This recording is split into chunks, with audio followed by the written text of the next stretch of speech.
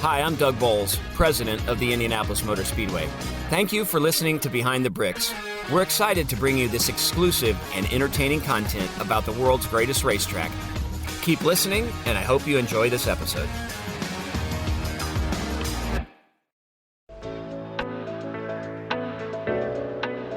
Hey race fans, Doug Boles with you here for another episode of Behind the Bricks. It is a chilly fall day here at the Indianapolis Motor Speedway. We wanted to talk a little bit about our grandstands and how they got named and some of the history of them. It's really interesting if you come to the Speedway and you start looking at our grandstands and you see that A is next to B, but B is next to E and C's all the way down there and there's no D. What's happened? I'm actually sitting in B stand right now. B stand was first constructed in 1910, so it was here before the first Indianapolis 500.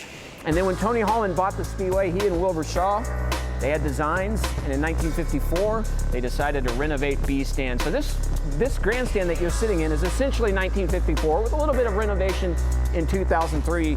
But if you want to sit on wooden bleachers at the Indianapolis Motor Speedway and go really old school, this is the place to do it. But we wanted to take you around the Speedway, talk to you about the four kind of construction eras related to grandstands. The first was those 1910 to call it 1914 era when grandstands first started coming here at the Speedway. And then post-World War II, after Tony Holland bought the Speedway, the construction that he really did between 1946 and even into the early 60s.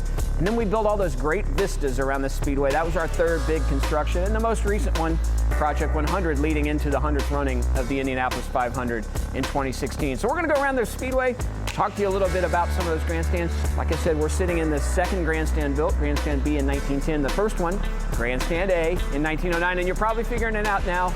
It was by the time that they were built and how they were named. A was first, then B, then C. We no longer have a D. We no longer have an F. We no longer have a K, L, L, South, M. All the first, second, and third inside bleachers, those are all gone. Today, about 21 named areas around the Speedway, but there have been over 30 grandstands specifically named in the Speedway. We're going to talk about those on this episode. So as they went through the alphabet progression and they got to G, in 1915, the G stand was put right here at the entry to turn 2. And then shortly after World War II, when Tony Holland bought the Speedway, they renovated G stand to the stand we have here. It was put here in 1946. It really is the oldest grandstand that's sort of standing you can hang out around. It's been renovated a couple times since, but this is as close as you can get to the race cars in a grandstand if you want to see them here at the Indianapolis Motor Speedway, going all the way back to 1915. So in addition to those grandstands, those lettered grandstands that really date back to the beginning of the Indianapolis Motor Speedway, there was that era where we needed lots of seats in great locations, and that's when the Vistas were born. The first one was Southwest Vista, and this was the second one. I'm standing here in the Northwest Vista, turn 4, some of the best seats in the house at the Indianapolis Motor Speedway. You get to see the front stretch, you can see everything going on here. And then behind me you see the North Vista and then the Northeast Vista. These massive grandstands were really built from the late 60s all the way up into the early 90s over a period of time. They've been renovated off and on over that period of time as well. But these vistas now are just as iconic at the Indianapolis Motor Speedway as E Penthouse, B Penthouse, and the paddock along the front stretch.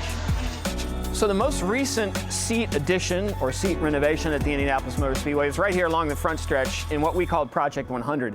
We were getting ready for the 100th running of the Indianapolis 500 in 2016 and wanted to redo the front stretch, but we also wanted to make sure it felt like the racetrack that people expected it to be, that history that makes it so special. I'm sitting in one of 3 brand new rows that are all the way down the front stretch in the paddock penthouse, A penthouse, B penthouse.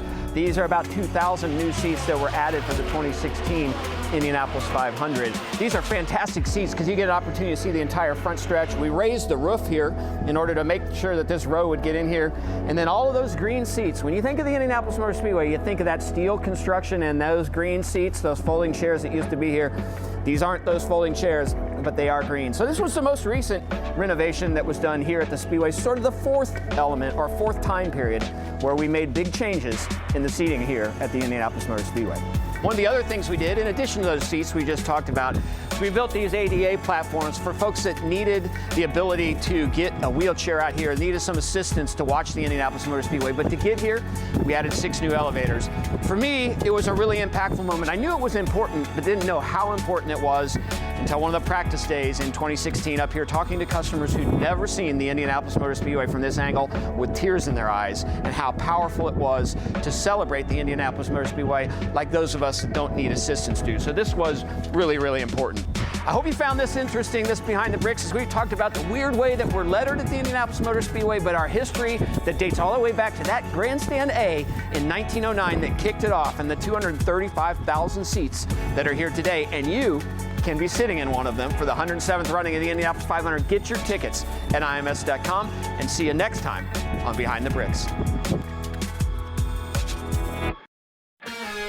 Thank you, fans, for listening to this episode of Behind the Bricks. We look forward to bringing you more exciting content about the Indianapolis Motor Speedway soon.